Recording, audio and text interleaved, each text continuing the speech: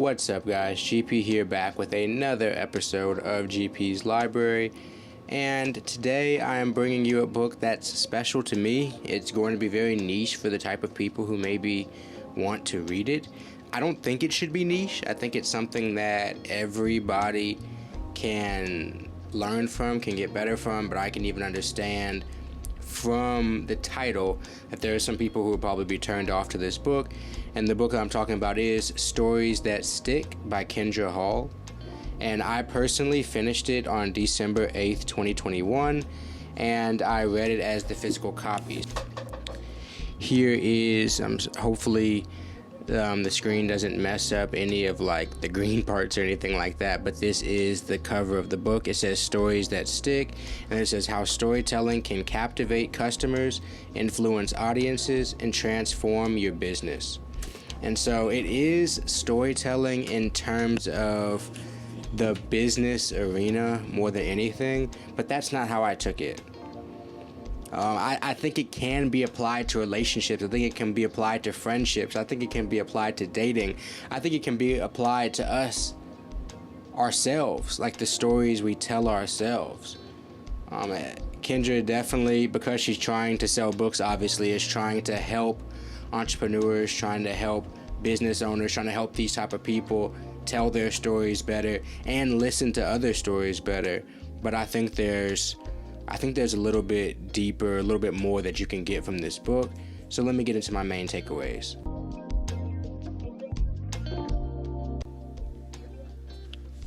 My first main takeaway is to collect as many stories as possible. Many times when you're in a certain situation and something's happening, you may not see it as a story. You may not see it as a teaching point. You may not see it as something funny, something sad, something that can help somebody else. But many times we're in situations that can really help others if we told it as a story. So if you just walk through life and when stuff happens to you, you think about it and maybe even write it down, maybe even put it in your phone, maybe even at least make a mental note of like, all right, I should tell somebody this later, or I should tell this story, or I should tell a friend about it. I should call my mom and talk to her about it, because these stories are impactful. They can teach other people things, and you can learn from other people's stories as well. So the first thing is to collect as many stories as possible. There was a story in the book where she talked about seeing a public speaker that she really admired, and before he went up, he didn't really know what he was going to say, but he pulled out a sheet of paper that just had lists of stories on it that he could choose from, so he could fit the mood to whatever he wanted to do. So for anybody, especially if you're in the public speaking, or if you speak a lot to like your business, or even teachers, people like that who do speak in front of people on a daily basis, a lot of times stories can really help you connect with these other people, and they can also entice other people to tell you their story. So the first thing is to think about, cultivate, and collect as many stories as you possibly can. And then my second main takeaway, which is linking from that, is that stories can be found anywhere. As some of you may know, one of my favorite writers is David Sedaris, and what he's famous for is making the mundane like interesting. He could make laundry, he could make going for a walk, he could make going for a ride, he could make the airport, he could make these mundane, boring places we want to hear about and that are interesting and relevant to you as well. So that's something else, is that stories can really be found anywhere if you know where to look and you know how to add some perspective to them. Especially when you talk about metaphors and analogies and stuff like that. There's so many things that can be connected indirectly, and if you can creatively come up with ways to connect those things, you can become a very talented storyteller, at least verbally. Even if it's not completely like written, you're a great storyteller. You can become a great conversationalist or verbal storyteller. So that's another takeaway. My last main takeaway, and this is probably, I'll talk about this a little bit more at the end, but this is what I've internalized the most. As I told you, I read this in 2021, so it's been a while since I read this book, and I still really remember this advice of, if you don't know what to say, tell a story. If you're frozen, I used this one time. I went up on stage and did a little bit of comedy. I didn't know what to say, so I just told a story, and I got half a laugh, but it would have been better if I had just tried bits that were completely unrefined. If you don't know what to tell a woman, if you're really nervous, tell her a story. something you might just find interesting. She'll at least be like, why is this dude telling me a story right now? Not, that was a horrible joke if you're trying out jokes. If you want to start a phone conversation, if you want to write letters, if you want to write emails, if you want to advertise your business, if you want to do all these things, tell a story. If you don't know which direction to go, tell a story. If you can't sort out the issues in your head, this isn't all in the book, but this is my takeaway. If you can't sort out the issues with your head, pull out a piece of paper, write the story down of what happened up to where you are now, and I promise you it'll help. I've done it on many occasions, like trying to figure out, all right, what is the present, what's the here and now? Let me write a little story about how I got to here and now, and then maybe we can move on better.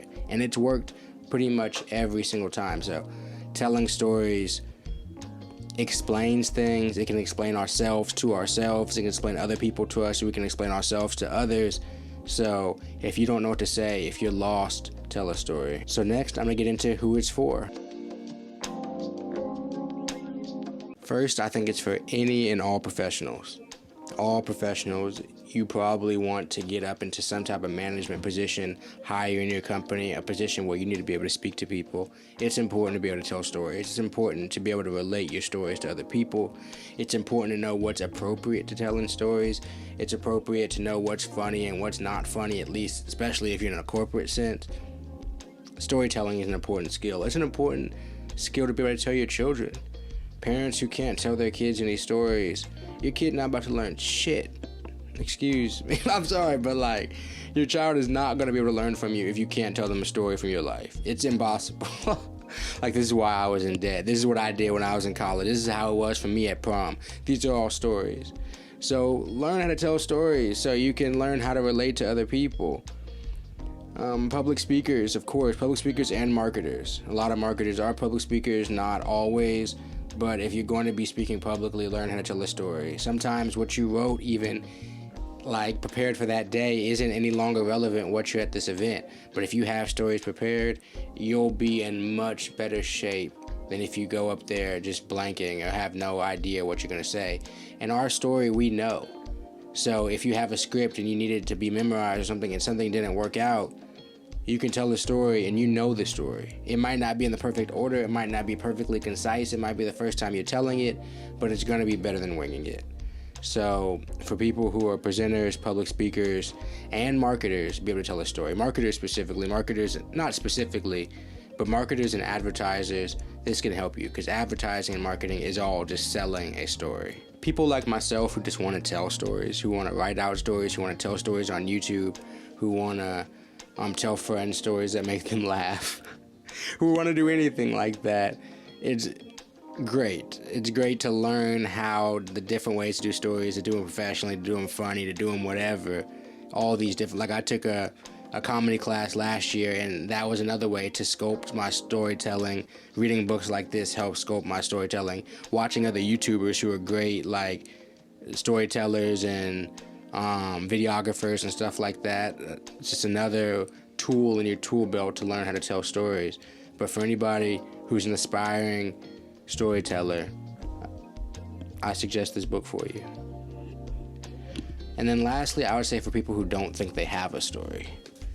A lot of times in business, your story matters a lot. A lot of times in life, your story matters a lot. When you're trying to date, your story matters a lot.